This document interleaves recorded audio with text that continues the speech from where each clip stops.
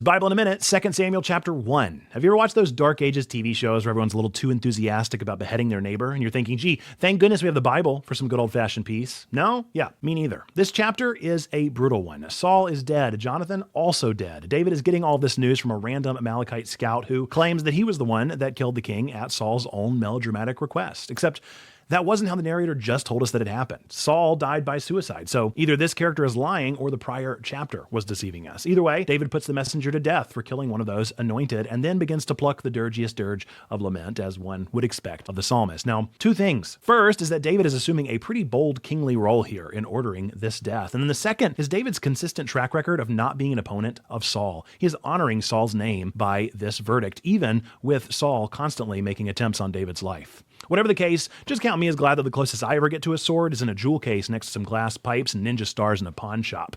No thanks. 2 Samuel chapter 2. Is the sword to keep devouring forever? That's a question we hear asked in this chapter, and sadly it seems like the answer is yes. The tension between Saul and David is still going strong even after Saul's death, and a bunch of their men meet at Gibeon and end up fighting. Asahel, one of the leaders of David's army, starts chasing Abner, the leader of Saul's army. Now, Asahel is as swift of foot as the gazelle. Abner looks back and says, "Is that you, Asahel?" "Yes, it is.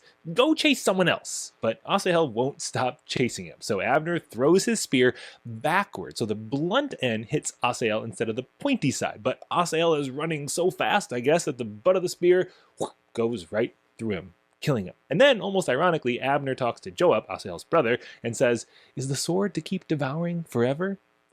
How many people need to die before we realize that we have the power to answer this question with a no, instead of the perpetual yes we've seen throughout human history? 2 Samuel 3, wherein the house of Saul and the house of David are campaigning for power, or warring for power at the time. David is doing that by having many different sons by many different women, all of whom are princesses in various tribes.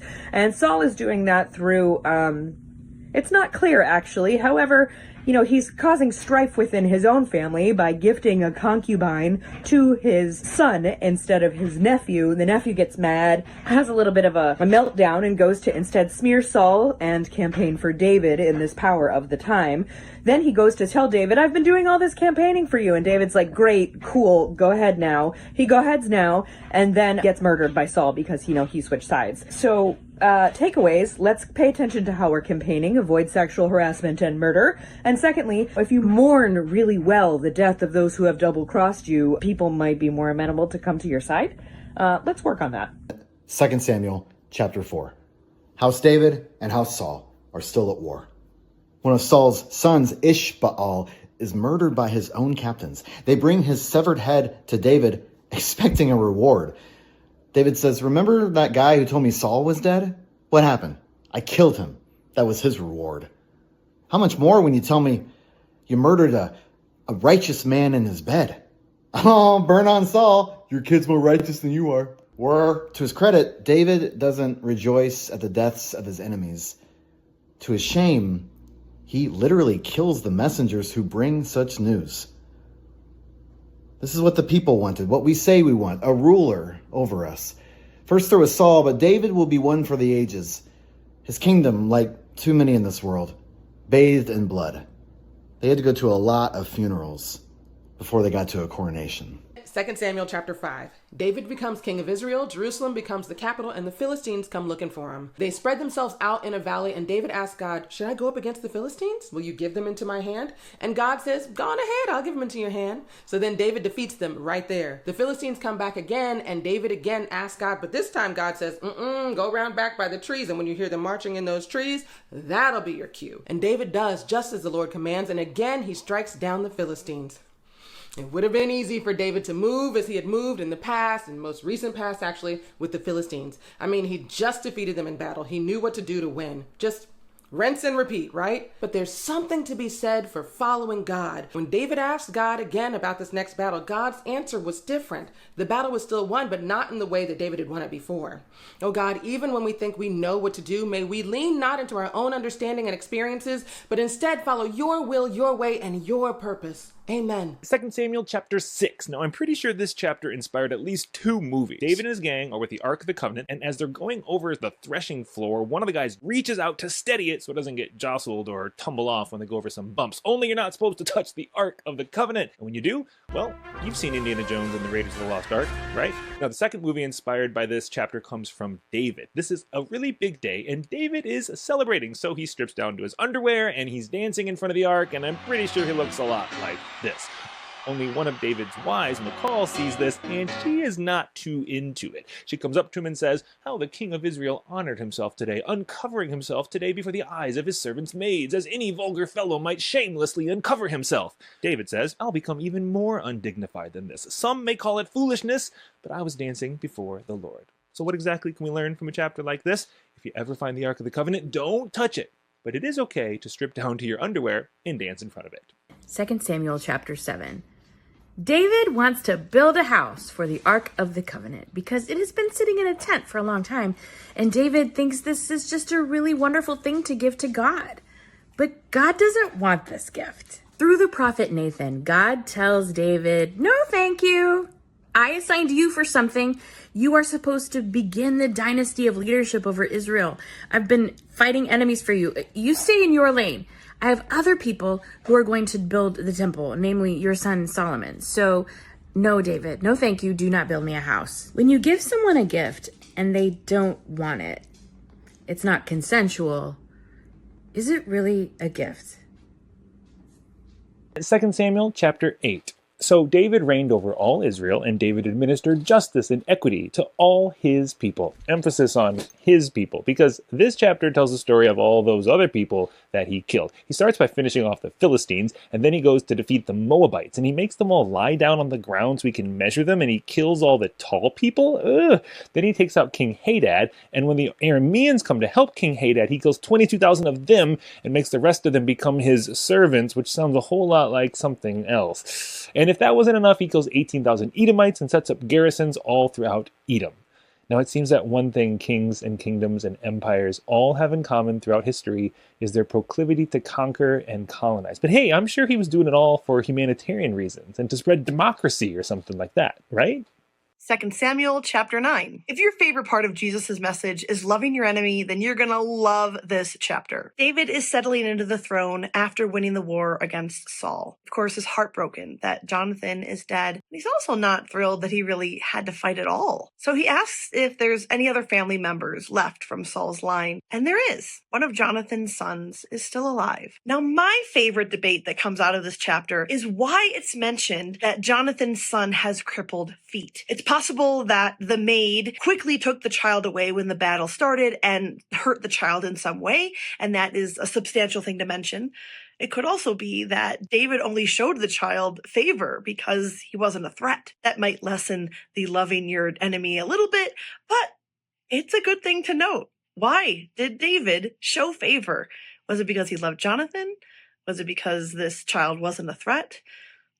Who knows? 2 Samuel chapter 10. You know those scenes where the character has a little devil on one shoulder and an angel on the other? I think that's pretty much what's playing out in this chapter. The whole chapter is about David's army defeating the Ammonites and the Arameans, but it starts when the Ammonites get a new king. Now, David had been friends with the previous king, and now that the son is on the throne, David sends an envoy to offer his condolences. Good move, Dave. Only the Ammonite princes go into full-on devil-on-the-shoulder mode. Do you really think that David is honoring your father just because he sent these messengers with their condolences to you? Could he not be sending these envoys to search the city and spy on it and overthrow it? And with that idea in his head, this new king takes David's envoy, shaves their beards, cuts their garments, and sends them on their way. And this all makes me think about the voices we listen to or even let into our lives and the impact they can have. Because sometimes the wrong ones can lead us down paths filled with death and destruction. Be intentional about finding the voices that help guide you down paths of life, love, justice, and liberation. 2 Samuel 11. This is an account of a leader using their power to take advantage of one who has none. There's no consent, no agency for Bathsheba.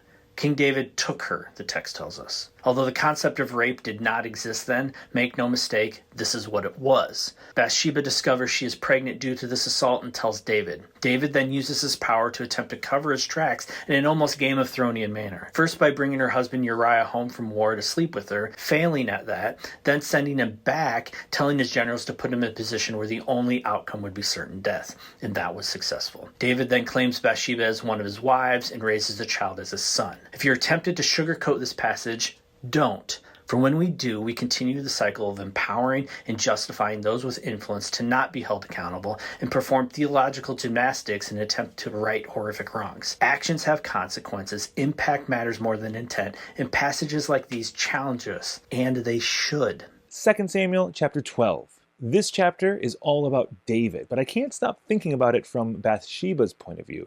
Now, we met Bathsheba in the last chapter, another classic Sunday school story about rape and deceit and murder. Yikes! In this chapter, the prophet Nathan confronts David for what he did. Good job, Nate! Only who went to comfort Bathsheba? God sends a prophet to confront David, but doesn't send anyone to console Bathsheba? No, I'm not saying David didn't need talking to, but we should always be present with the oppressed and victims of abuse. And if that's not enough, Nathan's verdict to David in his repentance is that David won't die. But, what? The baby will?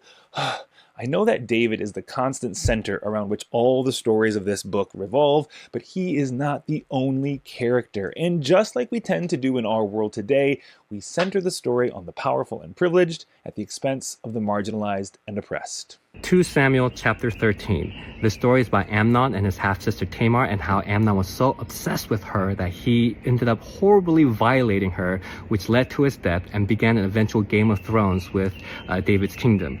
Two things I want to point out is, first, our actions have consequences and ripple effects. As Amnon is dealing with his temptation and obsession, he probably looked at his father and said, hey, he took Bathsheba without consent. Why can't I do the same? The other thing is about temptation and sin. Oftentimes, temptation makes things look a lot more alluring than they really are, and we bite into that forbidden fruit. When we take action on our temptation, instead of feeling satisfied, we're left with guilt, shame, and remorse. So be mindful of your actions and guard your hearts, knowing that what sounds good to you in this moment may not be the best thing for you. 2 Samuel chapter 14. In this chapter, Joab convinces King David to bring his son Absalom back to Jerusalem and to forgive him. To do this, Joab recruits the help of a wise woman from Tekoa. And what she does is prepare a dramatic solo performance for the king, in which she adopts the fictional persona of a widow whose only living son is about to be killed by family conflict, in order to appeal to the king's sense of justice and illustrate why he should forgive his own son, Absalom. I just want to take a moment and honor and celebrate this wise woman, whose name we never learn, courageous enough to go before the king with this scheme, a masterful actor who fully convinces the king with the fictional persona, and ultimately is able to move the king's heart and change his mind. Bravo to the wise woman from Tekoa.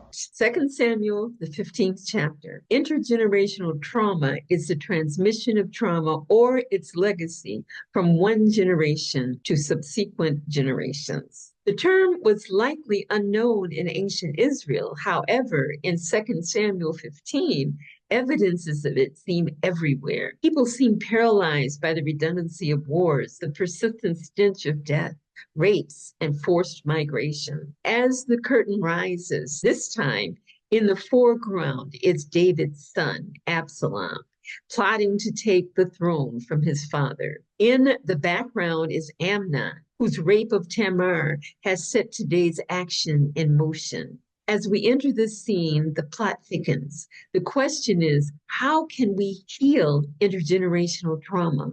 Where does God show up? What difference can we make for future generations? 2 Samuel 16. So much chaos. King David flees as his son Absalom rebels. During his escape, Ziba deceives David about Mephibosheth's loyalty. And Shimei from Saul's family curses David, throwing stones. David humbly accepts this, hoping God might turn the curse into a blessing. But David's advisor, Ahithophel, betrays him by joining Absalom. and yet loyal Hushai stays true and protects David.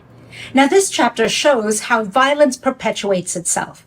Shimei's cursing reflects the ongoing consequences of David's past sins, while Ahithophel's betrayal adds to the turmoil. David's humble response, instead of retaliation, breaks this cycle, teaching a lesson on breaking violence through forgiveness and humility. So remember, breaking violence often starts with a choice to respond differently. 2 Samuel 17. Now, chapter 17 continues the history of what began in chapter 15 as Absalom wages war on his father David. A man named Ahithophel plans a surprise attack on David. Absalom thinks it's a good idea, but decides to ask a man named Hushai for a second opinion. But what Absalom doesn't know is that Hushai is David's inside man working to disrupt his plans. Therefore, in classic spy games of political espionage, it is Team Absalom versus Team David, each working to secure power that will put shows like Succession to shame. But what are we to take away from this chapter? It is that despite all the different players in this history, the chief player in all of this is God. That God is the one with hands on the political machine, working things out in the way God has ordained it. And in times like these, it is good to be reminded that God is still in the act of shaping history. Not because God is some partisan politician, but because God has made a promise to the world that God is going to fulfill. 2 Samuel chapter 18. This interfamily feud between David and his son Absalom is about to come to an end. Spoiler alert, David wins. But there's one detail that I think is worth pointing out. Now, David divides his army into 3 groups with a commander in charge of each one. And back in the beginning of the book, this would have been the 3 brothers, Joab, Abishai, and Asahel. But Asahel got killed 16 chapters ago, leaving an opening. And in this chapter, we see who it goes to. Ittai the Gittite. 2 questions. Who is Ittai and what's a Gittite? Now, we first met Ittai back in chapter 15. He and 600 others had been exiled by the Philistines. They came to see King David, only they arrived the day before David had to flee Jerusalem from Absalom. But Ittai decides to join David, and now he's in charge of 1/3 of the army. Not bad. What's a Gittite? It's someone from Gath, one of the 5 major Philistine cities, and it just so happens to be the same place that Goliath came from. Remember him? So from taking down the hometown hero to recruiting a general to lead his army, David has quite the history with this city. I just think that's interesting. 2 Samuel chapter 19. In grief, David wept for Absalom's fall. His rebel son had caused chaos for all. Joab, stern and wise, rebuked him. Your soldiers need you, David.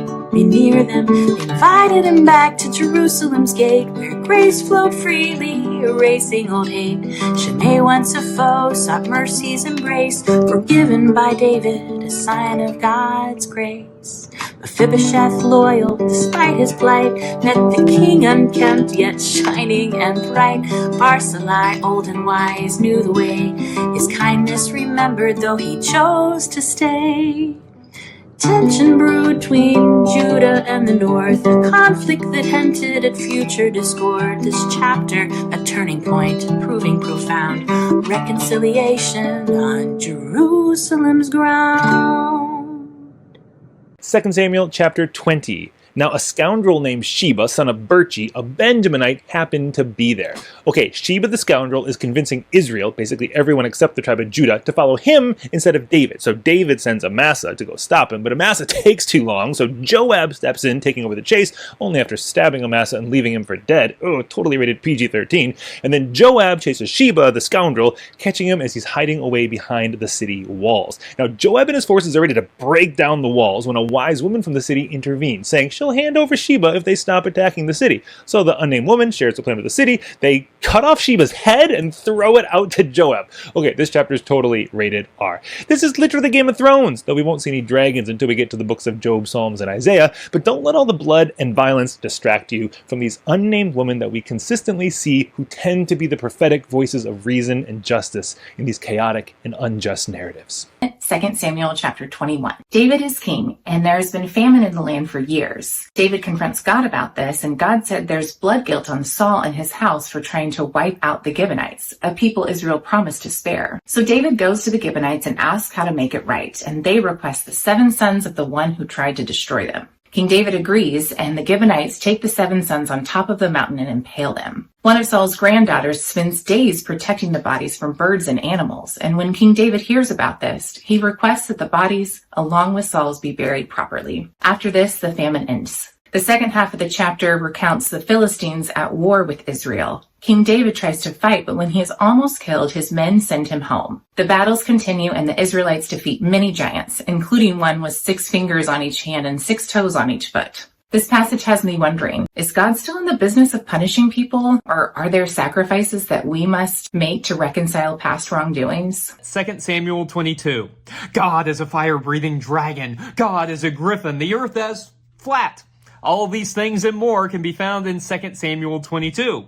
Which is actually a psalm. Did you know there are psalms outside of the book of Psalms? Well, there are, and this is one. It's attributed to David, but he didn't write it. And it is essentially the same as Psalm 18. In it, the author is giving thanks to God for never abandoning that author. And I think that is a promise that we can find consistently throughout the Bible, is that God never promises that things are going to be easy. God never promises that things are going to go our way. But one promise we find consistently is that God will be with us at all times and through all things. If we come away with anything from 2 Samuel 22, it's not that God's a dragon or a griffin or that the earth is flat, but that God is with us always.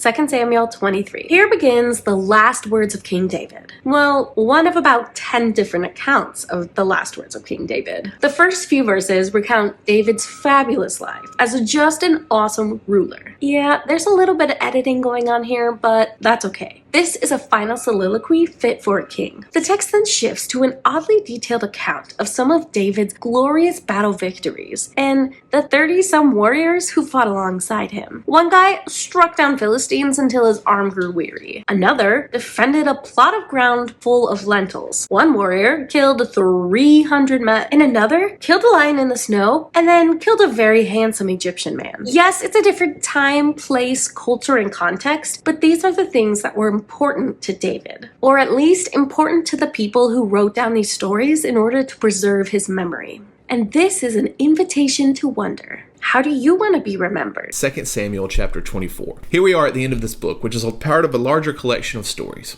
We are told all about the leadership, the shortcomings, the faith, the sins, the love, the adultery, the lineage, and the covenant involving King David. We hear about his children, his 4 wives, one of whom being Bathsheba. Yes, that Bathsheba. He has a child with her named Solomon. Remember that name. In this chapter, David takes a census, knowing that it displeases God. Was he too focused on money, military might, ego, and pride? Probably. But God gives David 3 options for punishment for his crimes. 1 which just involves David, and 2 that involve his people. He picks a plague that kills 70,000 people.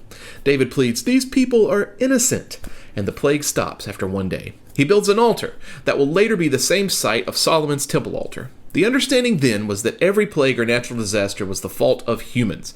Many of us don't accept that understanding today, but here's the thing. With all of David's unfortunate choices and crimes, this is still the person with whom God makes covenant. There might just be hope for you and me yet.